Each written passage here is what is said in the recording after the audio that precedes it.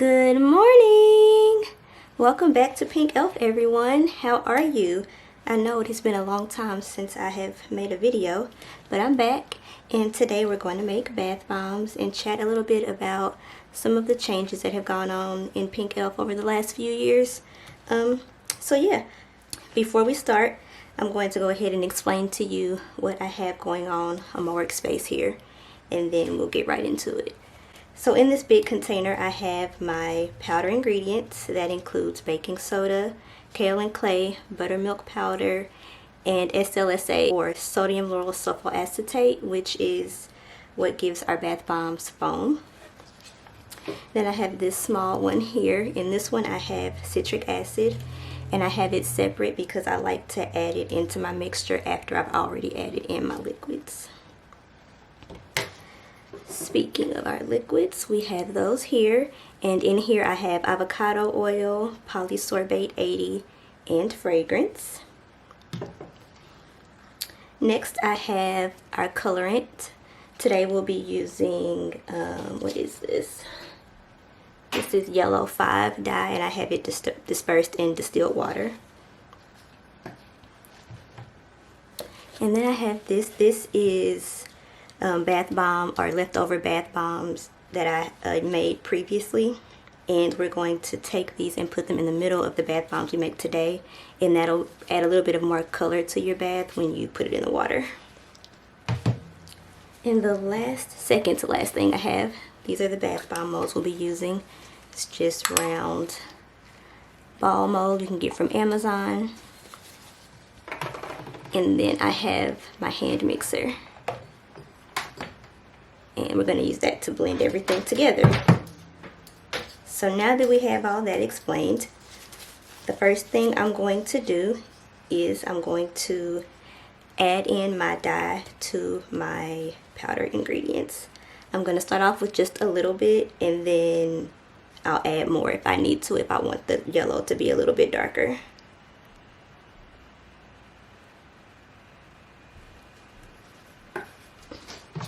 And then I'm going to blend that up with our hand mixer.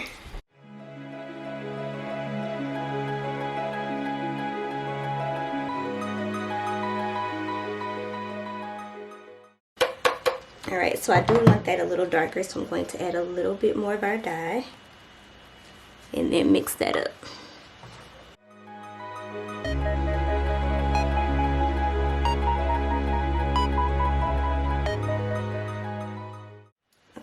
I think that color is good. So the next thing I'm going to do is add in my liquids. I'm just going to pour these in here. And then once again, we'll mix it up.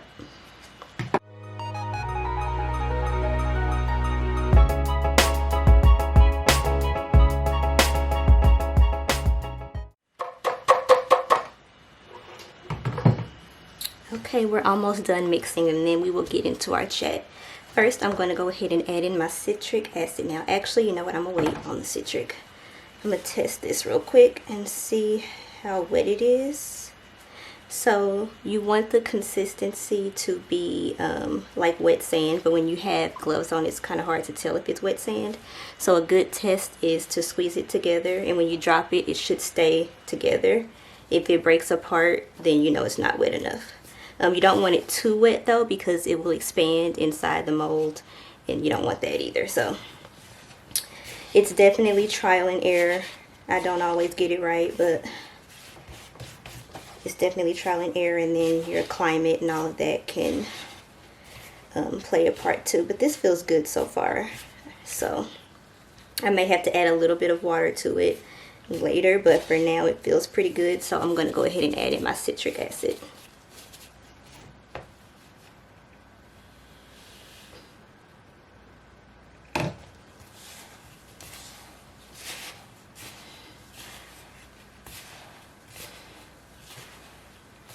Citric acid can irritate your nose a little bit, make you want to sneeze, so I just mix it in a little bit with my hand before I mix it in with the hand mixer, so that all of the particles don't fly into the air.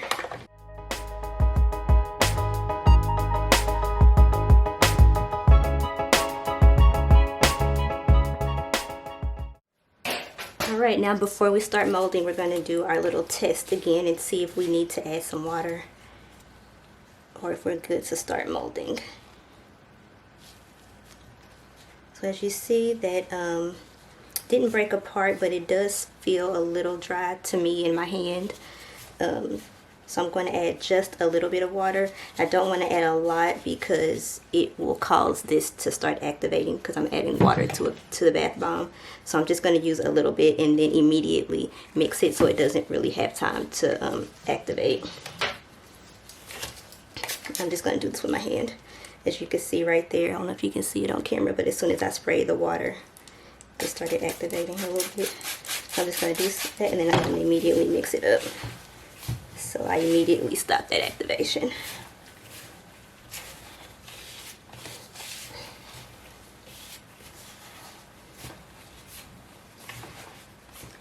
This is definitely a messy job, but it's so fun.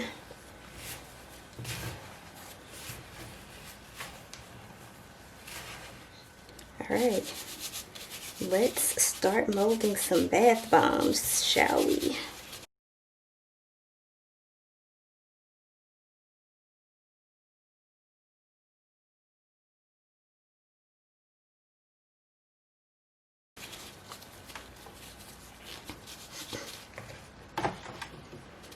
Okay, so to mold our bath bombs,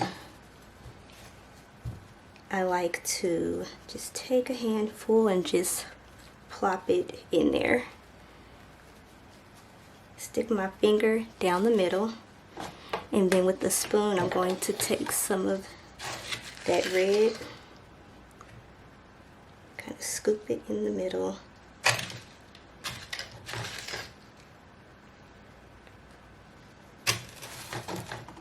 And then fill this up with more yellow. Take the other side, fill it up with yellow, and then take these two pieces and squish them together.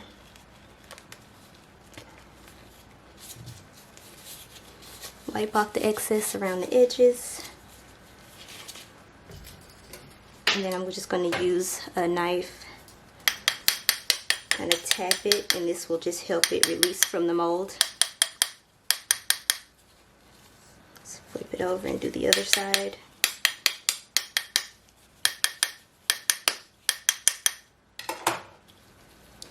And then it should come right off.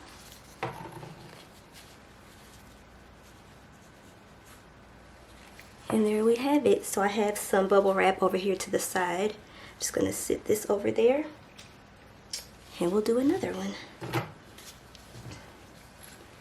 So if you've been following me for quite some time, you'll know that when I first started back in 2017, our name was The Soap Shop. It was soap spelled S-O-P with the line over the O to make the long O sound.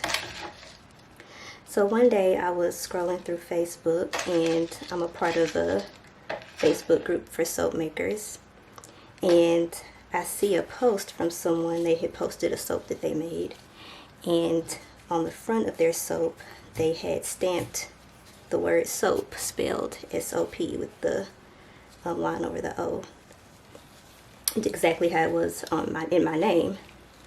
And so I'm like, oh my gosh, this person had stole my name. I'm freaking out. So I call my mom and I'm like, Mom, what am I going to do? Somebody just stole my name. I don't have it trademarked yet, so legally there's nothing I can do about it. I could email the guy. It was a guy. I could email him and say, sorry about the beating. I could email him and say, you know, I'm not sure if you know, but my name is very similar to that. Do you mind changing your name? But of course he could say no, right? So I knew there was a possibility that I could go ahead and file a trademark on the name and then just issue him a cease and desist on that. But I know how long that takes, and I didn't really want to wait that long. So long story short, I decided to just change my name, and I came up with Pienk Elf. So if you want to know what Pienk Elf means, head over to our website, pienkelf.com. And there is a Meet the Maker section. And on there, I tell you what Pienk Elf means. So you have to tell me what you think once you read that. So yeah, so that was the first big change that happened. Then, so once I got the new name, I had to get a new logo, right? So I went on Fiverr, which is like a freelance website that you can go on and have different services performed. So you could have a logo made, my YouTube intro I got off Fiverr, all of that. You can have a lawyer review, a contract if you need to. It's different services you can go on there and hire a contract or a freelancer for. So I went on the website, found someone who I liked. They all have a profile so you can kind of see their work before you book them. So I found someone I liked. I emailed her and said, hey, this is what I'm looking for a logo. Is that something you can do? Absolutely great. So I went ahead and booked her. And that one's not ready. So I went ahead and booked her. And when I got the logo back the first time, it should have been a red flag because I'm like, is this even the same person who drew the original, you know, the ones in the profile? Because this does not even look like the same quality of work. You know, but I've given people the benefit of the doubt. I told her what I wanted for my revisions. She made the revision. So about a month later, I wanted to know what the name of my font was because I wanted to use it for other materials in my shop, and for consistency I wanted to use the same font. So I used a program that you can go to online, and basically you can upload the text into this program, and then it will analyze it and tell you what the name of the font is. So I assumed it was probably, you know, one that graphic artists use, and I would have to pay for it, which was fine. So I uploaded it to the website, and it comes back. It's a free font that you can get off of Microsoft Word. So literally I could have made that text myself in Word for free.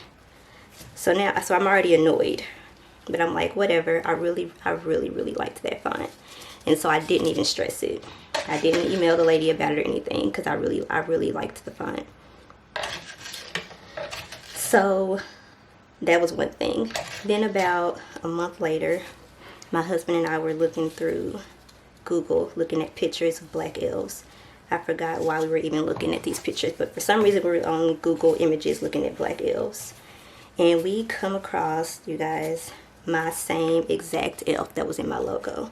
When I say same exact elf, the same exact elf. Same hairstyle, same pose, tattoos in the same place.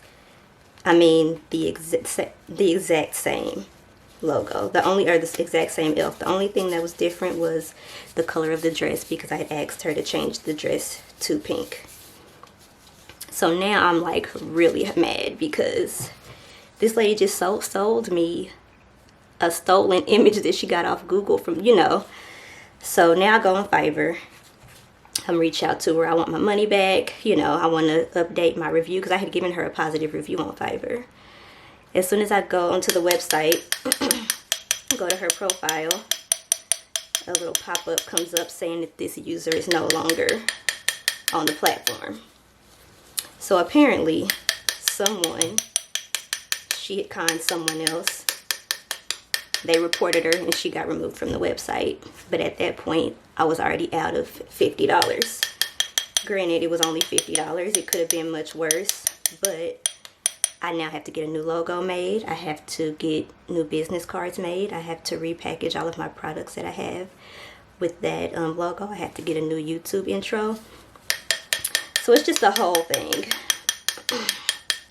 So I did get a new logo, which you guys probably have seen if you follow me on Instagram. I'm not sure if my YouTube intro will be updated yet when I upload this video, but it is on Instagram if you want to head over there and check it out. But I went to Andrea from Coco Michelle Illustrations. I follow her on Instagram, and she also has a YouTube channel as well. I'll link those below if you're interested. But when she opened her site for commissions, I immediately jumped on it and said, hey, can you draw me a new logo? And I didn't explain the whole situation, but I told her what I wanted, and I love my new logo. And it's mine. I don't have to worry about someone else having the same one. I feel like my name is pretty unique, so I don't think I have to worry about anyone using that either. So yeah, those are just some of the small woes we go through as small business owners, new business owners. So just some encouragement if you're trying to start something new. One, there will be things that come up, but just, roll with the punches. Be willing to make changes. Don't be scared to try something new. If you're doing something in your business and it doesn't seem to be working, change it. It's definitely easier to do that while you're still small than to wait and try to do it when you have, when you're bringing in $50,000 a month or something like that. So for me, I'm sure even though I did have to repackage and all of that, it was much less costly for me to do that now than have waited and done that when I blow up. And it would have cost me a lot more to wait and do it then. So that is why you have seen so many changes going on with Pienk Elf over the last year or so. It's not just because I'm indecisive or something like that. I literally haven't had a choice in these situations. So that's the update there. Also, if you haven't been on the website, I did just update it. I think it's been a week now. So go on the new website and tell me what you think about it.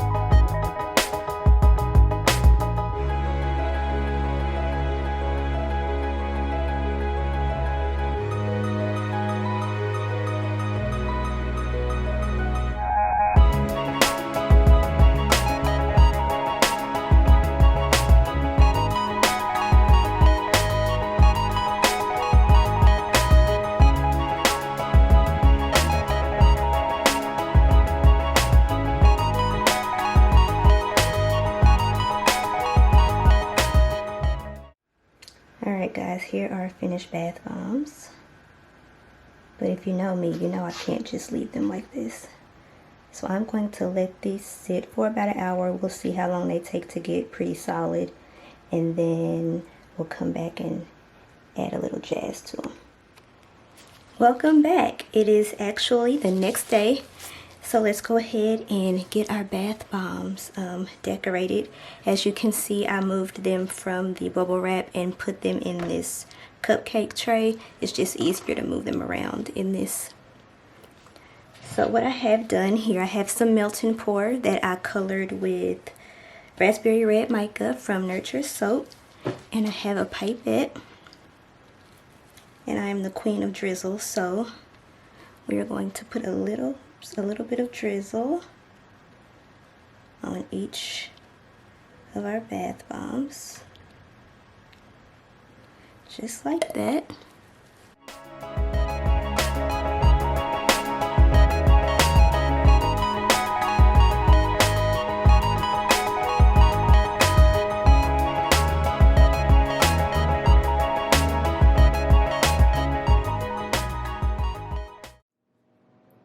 Okay, now we need to make our frosting for our bath bombs. So in this container I have foaming bath whip, glycerin, and cornstarch. So I'm going to use my hand mixer and give this a good whipping up.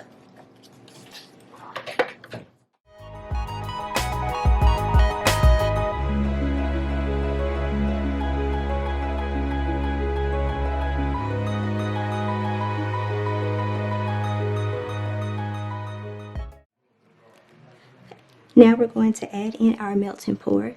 And then we're going to continue mixing this up until our frosting is at the correct piping consistency.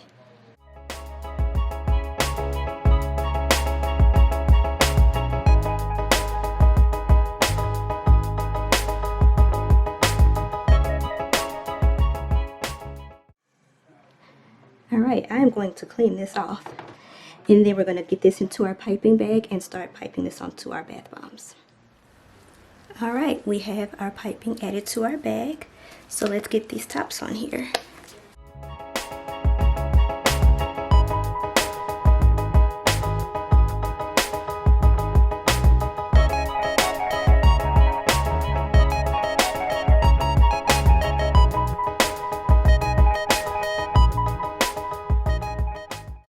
And then I'm going to add a little bit of pink glitter, because why not?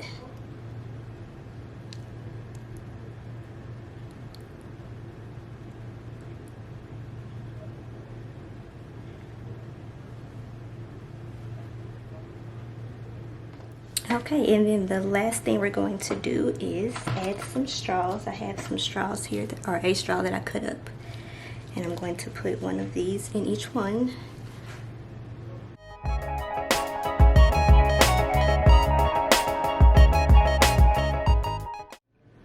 And here we have our finished bath bombs. I took one of them out so you could see what the whole thing looks like. So here they are. We're going to let them sit for 24 hours and then we'll package them up. And then you see we have this baby one over here that I used leftover bath bomb mix to make. We're going to take that one, put it in some water real quick so you can see how this would look in your bath. Alright, so I have a bucket of water here. Just going to take our little mini bath bomb and drop it in.